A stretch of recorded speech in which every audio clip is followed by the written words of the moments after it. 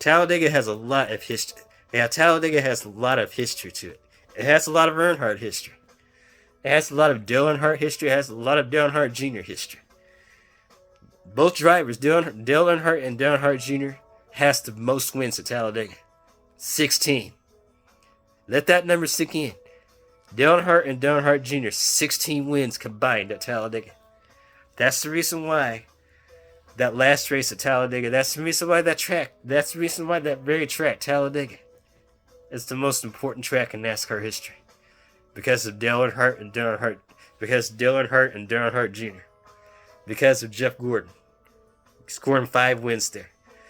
That track, the Talladega has had underdog victories, had rookie drivers going into victory lane for the first time. Bubba Wallace scored his first Sprint Cup Series win at Talladega.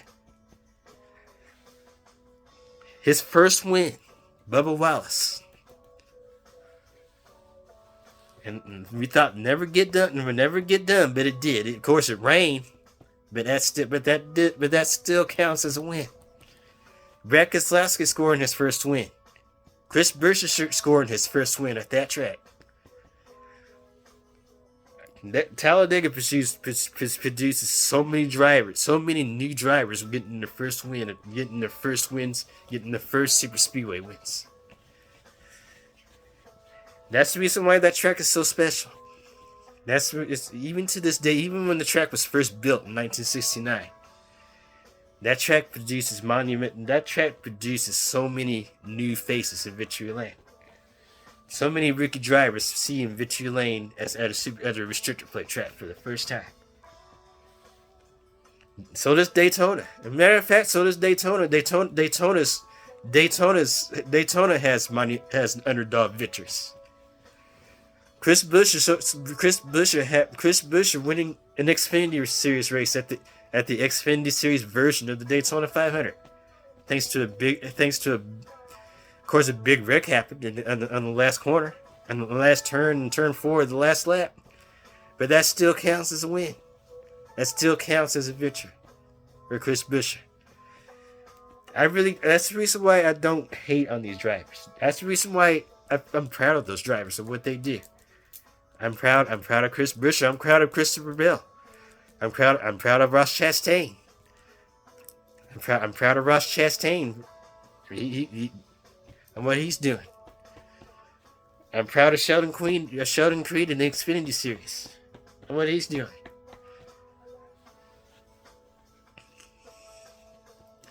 Underdog victories happen at Daytona. Underdog victories happen at those plate tracks. Underdog victories happen at Daytona and Talladega. The Daytona 500. That race also had underdog victories. Trevor Bayne scoring the first ever NASCAR Sprint Cup Series victory. In that race was the Daytona 500. The late great Mario Andretti even won the Daytona 500 as his first Sprint Cup Series win. So many underdog victories. So many new drivers, new faces in victory lane. New faces in victory lane at plate tracks. We're getting new plate track, and look what it's doing. And look what it's doing to those new drivers. Those new drivers are scoring more victories. Those new drivers are scoring great finishes. Having top 5s, top 10 finishes. Having more wins in their schedule. Having more wins.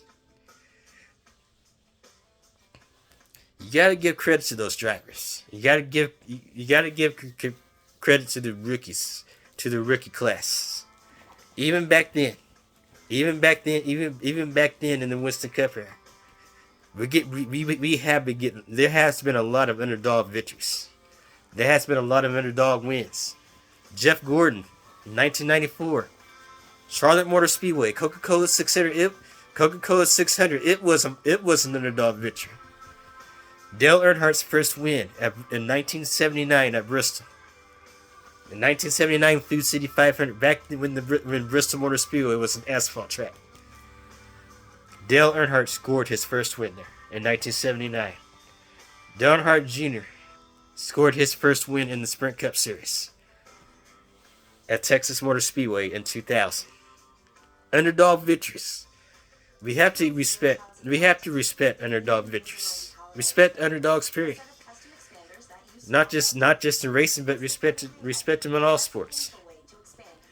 Those people, those athletes, are giving it all they had. Are giving it all they had. All they have on the field. All they had in the football field. All they had in the basketball field.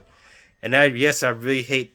And yes, I really hate comparing motorsports to stick and ball sports. That's what I hate about. That's the reason. That's the reason why I just. That's the reason why I'm not a big fan of the playoffs. Because one of those reasons is comparing the NASCAR playoffs to stick and ball sports, which I do not like. But still,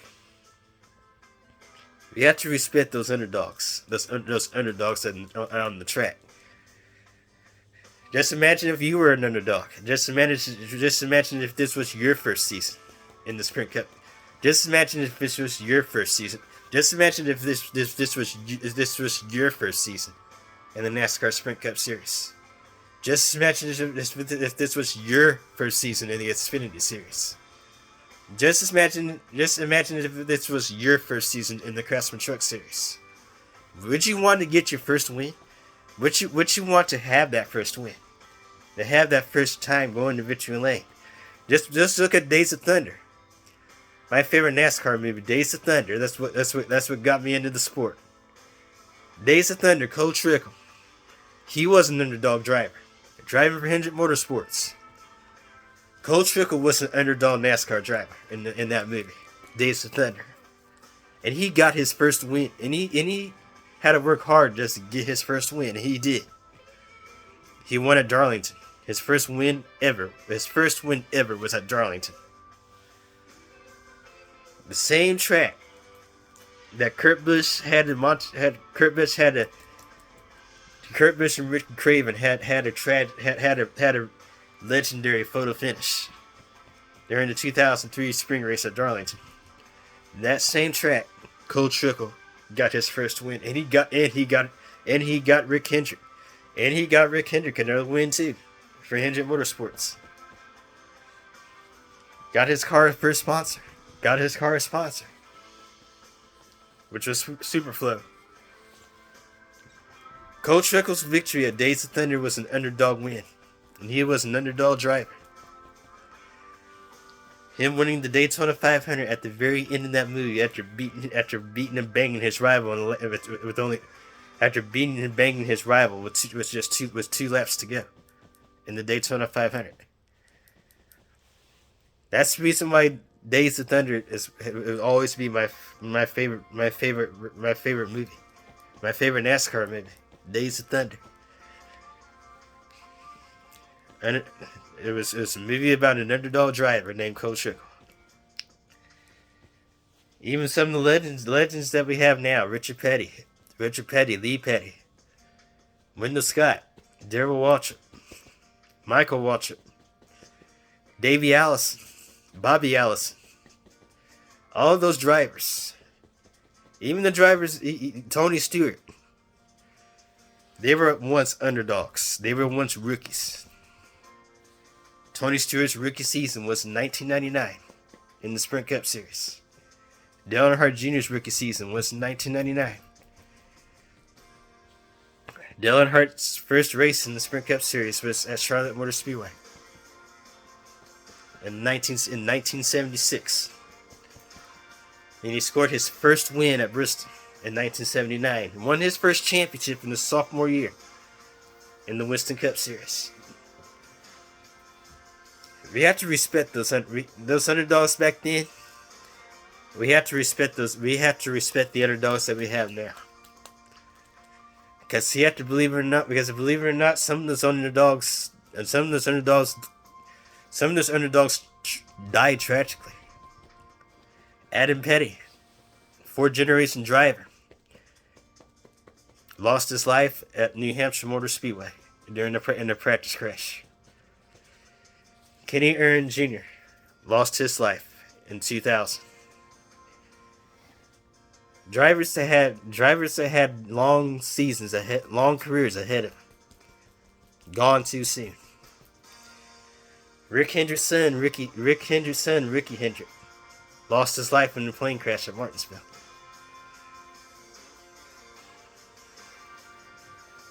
All were underdog drivers. Gone too soon. That's the reason why we have to respect those young drivers out there. Respect Christopher Bell. Drivers like Christopher Bell. Drivers like Ross Chastain. Drivers like William Byron. He's now piloting Jeff Gordon's car at 24. Those drivers need to be respected. Those drivers need the credit that they really have, of what they've got, of what they achieved, as what they achieved in their career. Because it could have all have been taken away from them, and that's true. Their first races in the NASCAR Sprint Cup Series all could have been taken away by a tragic accident, by a plane crash, because racing is a dangerous sport. Motorsports is dangerous. It's a dangerous sport. The next gen car, when it was first introduced, when it was first raced in 2022, Kurt Busch suffered a career-ending injury at Pocono in the 2022 season due to the safety concerns of the next gen car. Drivers getting hurt because of that next gen. Drivers getting hurt in minor crashes when the next gen first debuted. Kurt Busch's brother Kyle Busch getting injured at Daytona in the Xfinity Series version of the Daytona 500 in 2015 after a scary accident. And going over 190 miles per hour, Kyle Busch slammed into the infield wall. NASCAR is no laughing matter. It's no joke at all. It is very difficult to master. Driving a stock car at 190 at speeds over 190 miles an hour, it's not easy. It is very hard. Just imagine playing NASCAR Thunder 2004 without the assists, without the driving assists there to help you. With the racing steering wheel on your PlayStation 2. Just imagine playing NASCAR Thunder 2004 with that steering wheel, and imagine how hard it is. It's not easy. Driving a race car is not easy at all. It's not. It wasn't even easy for them, for the drivers that we have now. It's not an easy task, and it is a very dangerous task. A human being putting his life on the line, stepping inside that car at 100 and for 3 to 4 hours. It's not an easy task. It's not an easy thing to do. Even doing clean laps by yourself is not easy. Just admit, you think doing clean laps by yourself is easy? It's hard enough. Try doing it with 42 different drivers in the Sprint Cup Series, in the Xfinity Series. It's not easy at all. It's not easy. It's not easy to handle. It's not easy to navigate.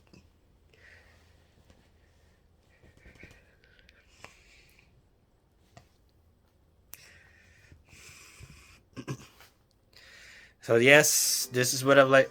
So yes, this is my likes. This is my what I like about the 2025 schedule. The positives about the 2025 schedule.